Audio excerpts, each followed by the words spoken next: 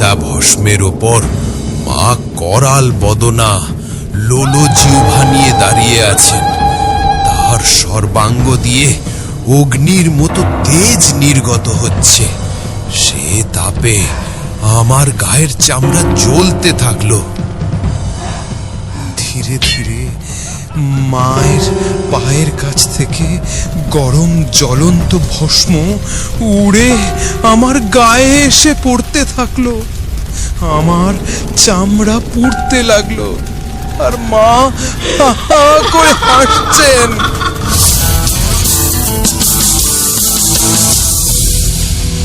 নমস্কার। আজ আমরা আবার একটি সত্য ঘটনার মুখোমুখি হব। মনে রাখবেন, আমরা কিন্তু ঘটনার সত্যতা নিয়ে কোনো দাবি করি না। এবার চলুন আমরা শুনে নিই আরেকটি রোমহর্ষক সত্য ঘটনা। নমস্কার। নমস্কার, আমি রাকেশ বাগজি। আমরা সকলেই জানি কালী পুজো আসছে, তাই আজকের জন্য আপনার সত্যি ঘটনাটি বেছে নেওয়া হয়েছে। কিন্তু আজ ঘটনাটি আপনি বলবেন নিজের মুখে। বলুন রাজেশবাবু। আমি জানি না আজ আমার কথা কতজন বিশ্বাস করবে, কিন্তু আমি কালী মায়ের নামে শপথ করে বলতে পারি, আমি এক বর্ণ মিথ্যা বলবো না। ঘটনাটা আমার ছোটবেলার। তখন আমার বয়স 12-13 বছর হবে। তখন আমরা একটা গ্রামে থাকতাম, বীরভূম জেলার পাঁচবাড়ি গ্রাম। আমাদের গ্রামের পাশেই ছিল অজয় নদ, আর তার পাশে ছিল আমাদের পুরনো শ্মশান। তাতে এক শ্মশানগালীর মন্দির ছিল। তখনও আমাদের গ্রামে বিদ্যুৎ আসেনি। সেবার প্রচুর বৃষ্টি হচ্ছিল। অজয় নদ ভয়ঙ্করভাবে ফুঁসছিল। তার ফলে তার পাড়গুলো ধসে নদীতে মিলিয়ে যাচ্ছিল। একবার কিছু লোক সেখানে একটা মোড়া নিয়ে গেল, কিন্তু তখনও অঝরে বৃষ্টি পড়ছিল। তারা শ্মশানকালীর মন্দির মাকে প্রণাম করে শ্মশানে ঢুকল, কিন্তু চিতার ওপর মোড়া রাখার পরই হয়ে গেল একটা বিপদ। পুরো শ্মশানের মাটি কেঁপে উঠল, ফালি ফালি হয়ে মাটিতে চিড় ধরতে লাগলো। সবাই ভয় পেয়ে পালাতে শুরু করলো। পুরো শ্মশান চিতা সহ ভেঙে নদীতে মিশে যেতে থাকে। লোকেরা প্রাণপণে ছুটতে লাগলো। মন্দিরটাও ভেঙে গেল, কিন্তু তলিয়ে গেল না। কিছুটা অংশ বেঁচে রইল। কোনো ক্রমে সবাই পালিয়ে বাঁচল। ওরা সবাই সেদিন পালিয়ে বেঁচেছিল, কিন্তু ওরা সবাই কালী মায়ের কথা ভুলে গেল। সবাই ভাবল মন্দির বুঝি ভেঙে তলিয়ে গেছে, তাই কেউ আর সেদিকে গেল না। শ্মশান অন্যত্র স্থানান্তরিত করা হলো। কিন্তু এর পর থেকেই আমাদের গ্রামে ঘটতে লাগলো একের পর এক অদ্ভুত ঘটনা। আমাদের কোনো ধারণা ছিল না আমাদের ওপর কি বড় বিপদ আসতে চলেছে। সেদিন প্রত্যেক দিনের মতো ঘুম থেকে উঠে বাইরে এলাম। মা, এত সকাল সকাল উঠান ঝাড় দিচ্ছ কেন? রান্না বসাবে না? দিচ্ছি বাবা, এই দেখ না, সকালে উঠে দেখি পুরো ঘর ময় ছাই পড়ে আছে। কোথা থেকে যে এত ছাই এলো কে জানে। কাল তো ঝড় জল কিছুই হয়নি, এত ছাই আসবে কোথা থেকে? কেউ কি ফেলে দিয়ে গেছে? কি জানে। এই গ্রামে তো কোনো শত্রু নেই যে এমন অলুক্ষণে কাজ করবে। গেহস্থের বাড়ি, ছেলে পুলে নিয়ে ঘর, তারা কি বোঝে না? ভুলু, চল ঘুরে আসি। কিরে, শুয়ে রয়েছিস কেন? চল। ছেড়ে দে, আজ বোধহয় ও যাবে না। সকাল থেকে কিছু খাইনি, কিরকম ঝিমিয়ে পড়ে আছে। কাল শুনছিলাম খুব কাঁদছিল, আর আজ সকালে এরকম ঝিমিয়ে শুয়ে আছে। কি জানি বাবা, কি হচ্ছে এসব।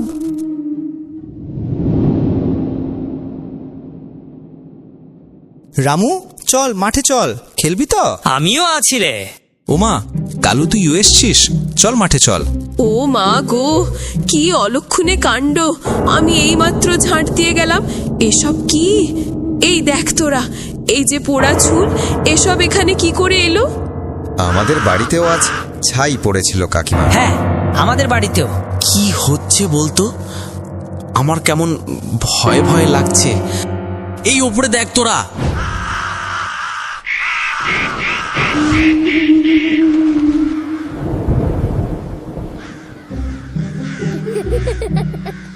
এই রাকেশ, ঠেলছিস কেন?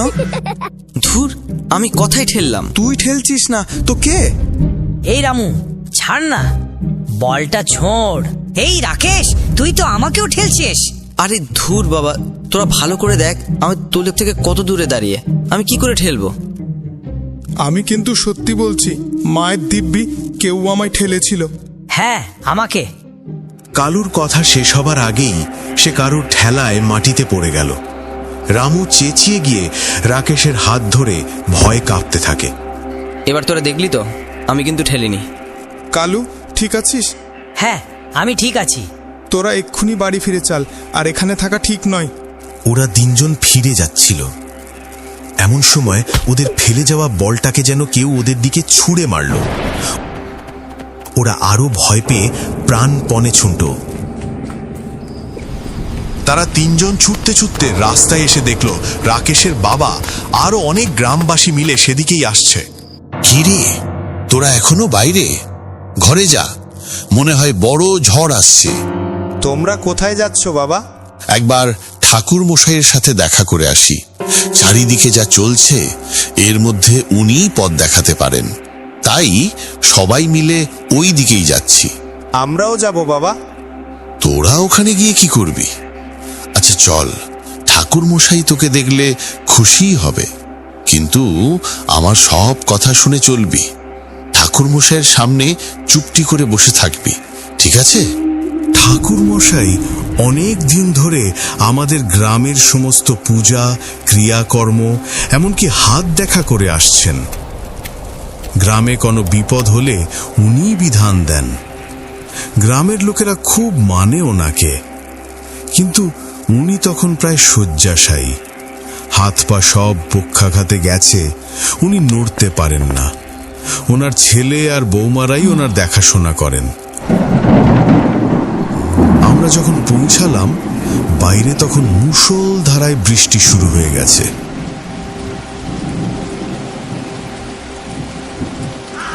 ঠাকুর মশাই, আমাদের গ্রামে একই বিপদ এলো। একের পর এক বাজে লক্ষণ। এখনো আপনার ঘরের বাইরে হাজার হাজার কাক বসে, বাতাসে মরা পোড়ার গন্ধ। এসব আগে আমি কখনো দেখিনি। আমাদের সবার বাড়িতে আজ কি কি হয়েছে সবই তো আপনি শুনলেন। এবার আপনি এর কিছু বিহিত করুন। আমি আর কি বিহিত করব? মা যদি আমাদের ক্ষমা না করেন, তবে আমাদেরকে আর কেউ রক্ষা করতে পারবে না। সব একে একে শেষ হয়ে যাবে। কি বলছেন ঠাকুর মশাই? ঠিকই বলছি। স্বপ্নে দেখলাম একটা চিতা ভস্মের ওপর মা করাল বদনা লোলো জিহ্বা নিয়ে দাঁড়িয়ে আছেন। তার সর্বাঙ্গ দিয়ে অগ্নির মতো তেজ নির্গত হচ্ছে। সে তাপে আমার গায়ের চামড়া জ্বলতে থাকলো। ধীরে ধীরে মায়ের পায়ের কাছ থেকে গরম জ্বলন্ত ভস্ম উড়ে আমার গায়ে এসে পড়তে থাকলো। আমার চামড়া পুড়তে লাগলো, আর মা হা হা করে হাসছেন। সকালে উঠে দেখলাম আমি আমার জায়গায় শুয়েই আছি। দেখো, আমার পায়ের পাতায় দেখো, এখনো ছাই লেগে। এই স্বপ্নের মানে কি ঠাকুর মশাই? মা কি কোনো কারণে কুপিতা হয়েছেন? পুরনো শ্মশান যখন নদের গর্ভে গেল, কেউ দেখল না যে মা এখনো সেখানে রয়ে গেছেন। তাকে ফেলে রেখেই সবাই সরে এলো। তিনি রইলেন পরিত্যক্ত। এই কারণেই এই গ্রামের ওপর এত বড় বিপদ নেমে এসছে। সেই মূর্তি আবার তুলে এনে প্রতিষ্ঠা করলেই এই বিপদ থেকে মুক্তি, নয়তো পুরো গ্রাম ধীরে ধীরে শেষ হয়ে যাবে।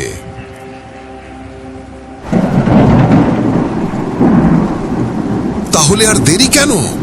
সেই মূর্তি আনার ব্যবস্থা কালই করা হোক। আমরা সবাই মিলে আনতে যাব সেই মূর্তি। না, তোমরা গেলে সেই মূর্তি তোমরা খুঁজেই পাবে না। তাহলে কে যাবে ঠাকুর মশাই?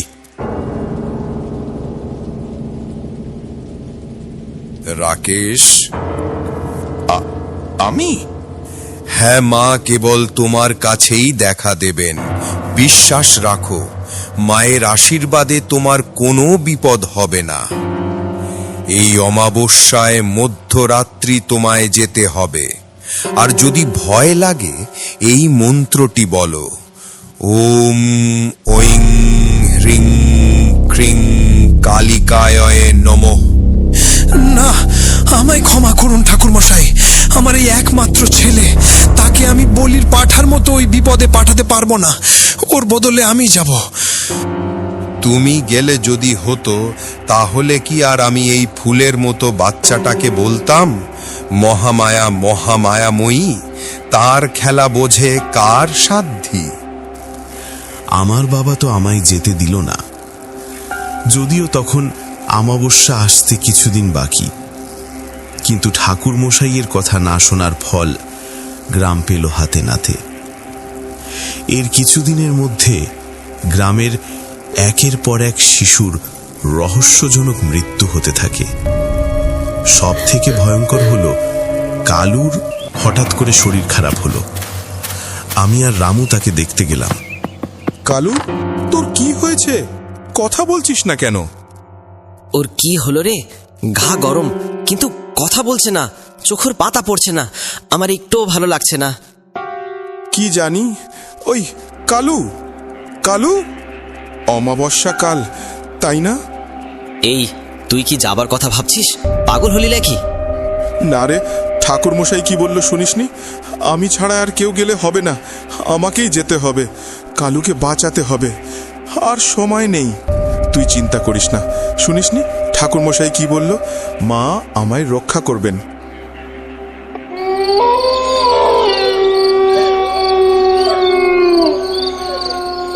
অমাবস্যার রাত, চারিদিকে ঝিঁঝি পোকার ডাক শোনা যাচ্ছে। রাকেশ হাতে একটা লণ্ঠন নিয়ে অন্ধকার রাস্তায় দাঁড়িয়ে। দূরে জঙ্গল আর হালকা কুয়াশায় ঢাকা রাস্তা। রাকেশ এক পা এগোতেই একটা রাতজাগা পাখি কর্কশ স্বরে ডেকে ওঠে।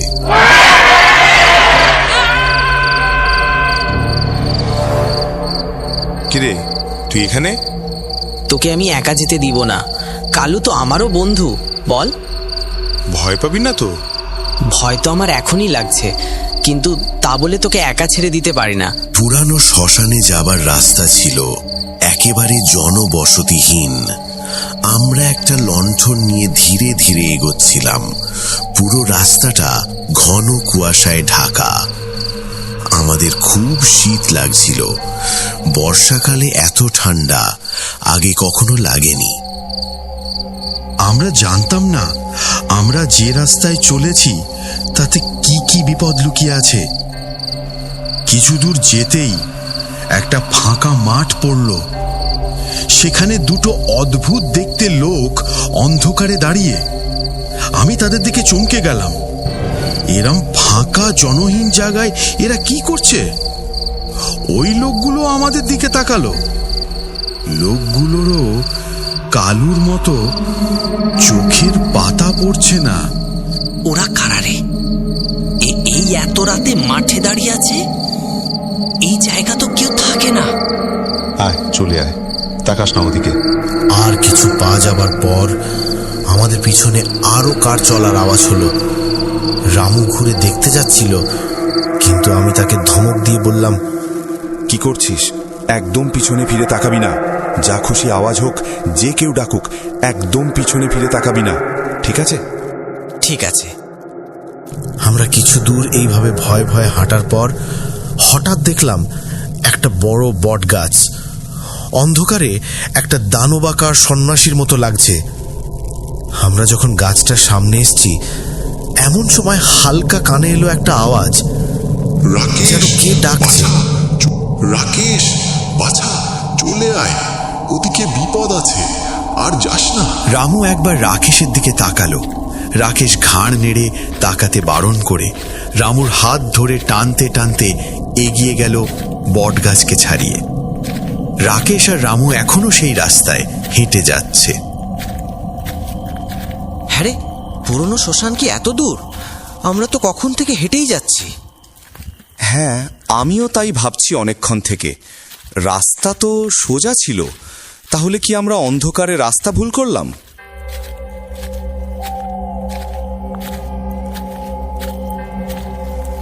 রাকেশ, ওই দেখ।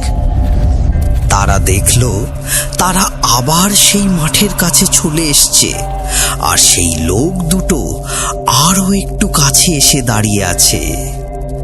রাকেশ রামুর হাত ধরে টেনে নিয়ে আসে। তারা আবার সেই বটগাছের কাছে এলো।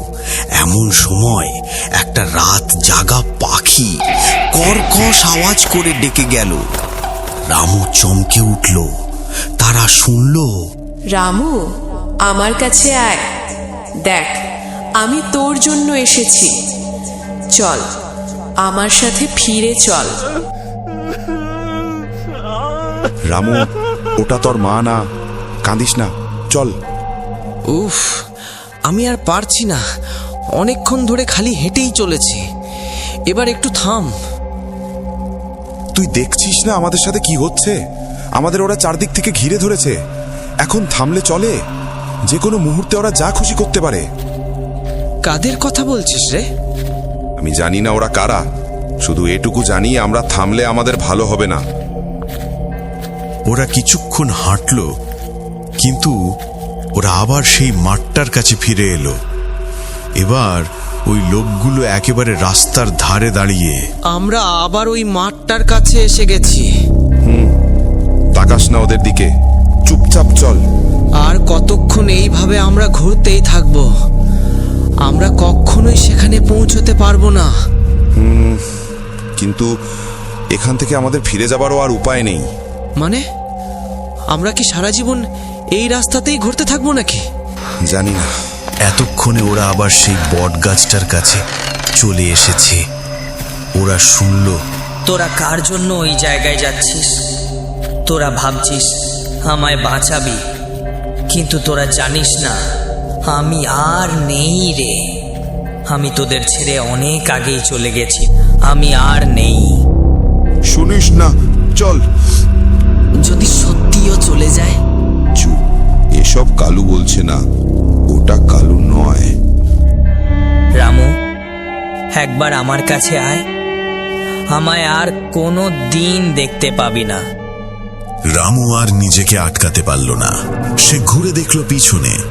সে দেখল অনেকগুলো কালো ছায়া একেবারে তাদের পিছনে দাঁড়িয়ে। তাদের চোখ লাল আগুনের মতো, আর তাদের কোনো অবয়ব নেই, শুধু কালো ছায়া। তারা আস্তে আস্তে আকারে বড় হতে শুরু করলো। ধীরে ধীরে তারা এত বড় হয়ে গেল যে আকাশ ছুঁয়ে ফেললো প্রায়। রামু নিজেকে আর ধরে রাখতে পারল না।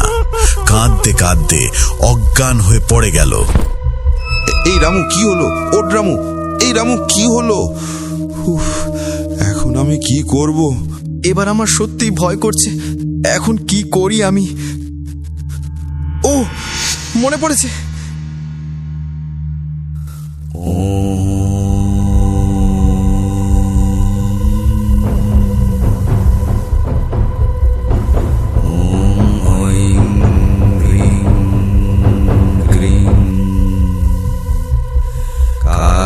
মন্ত্র বলা মাত্রই বটগাছের পিছন থেকে একটা জ্যোতি বেরোতে শুরু হলো। রাকেশ আস্তে আস্তে সেই জ্যোতি অনুসরণ করে বটগাছের পিছনে জঙ্গলে চলে গেল। রাকেশ বটগাছের পিছনে গিয়ে দেখল সেখানে অজয় নদের ধারে ভাঙা মন্দির অর্ধেকটা হেলে টিকে আছে। মন্দিরের ভিতর থেকে জ্যোতি বেরোচ্ছে। মন্দিরের ভিতরে গিয়ে দেখল সেখানে একটা ছোট মায়ের মূর্তি, সেটা থেকে সাদা জ্যোতি বেরোচ্ছে। রাকেশ মূর্তি নিয়ে বটগাছের পিছন থেকে বেরোতেই রামু তাকে জড়িয়ে ধরল। রাকেশ, আকাশের দিকে দেখ। এবার আমরা গ্রামে ফিরে যেতে পারবো। আমাদের সাথে মা আছে। যখন গ্রামে মায়ের মূর্তি নিয়ে ঢুকছি, পূর্ব প্রান্তে সূর্যোদয় হচ্ছে, পাখি ডাকছে, মানুষের কোলাহল, যেন সবাই একটা দুঃস্বপ্ন ফেলে জেগে উঠেছে। মনে হলো প্রভাতের লাল আকাশে মায়ের লাল ত্রিনয়ন ভেসে উঠেছে। তুই পেরেছিস, তোরা আমাদের গ্রামকে রক্ষা করলি, কিন্তু এই দুদিন তোরা কোথায় ছিলি, কেমন ছিলিস? আমরা তোদের সব জায়গা খুঁজেছি, পুরানো শ্মশানেও গেছি, কোথাও পাইনি। দুদিন? মা আমাদের পথ দেখিয়েছে বাবা। দুদিন কেন বলছি রে? আমরা যে কোনো সময়ের মাঝে আটকে ছিলাম, আমরাই কি জানি। রামু, রাকেশ, তোরা এসছিস? জানি তোরা আমার জন্যই ওখানে গেছিলি। এই দেখ আমি সুস্থ, আর এই দেখ। পরের অমাবস্যায় মন্দির স্থাপন করে ধুমধাম করে মায়ের পুজো করা হলো। ঠাকুরমশাই সহ পুরো গ্রামের লোক সেই পূজায় ছিল। তারপর থেকে আমাদের গ্রামে আর এরম ঘটনা আর হয়নি। খুব সুন্দর ঘটনা, আশা করি সবারই ভালো লেগেছে। কিন্তু একটা প্রশ্নের উত্তর পেলাম না।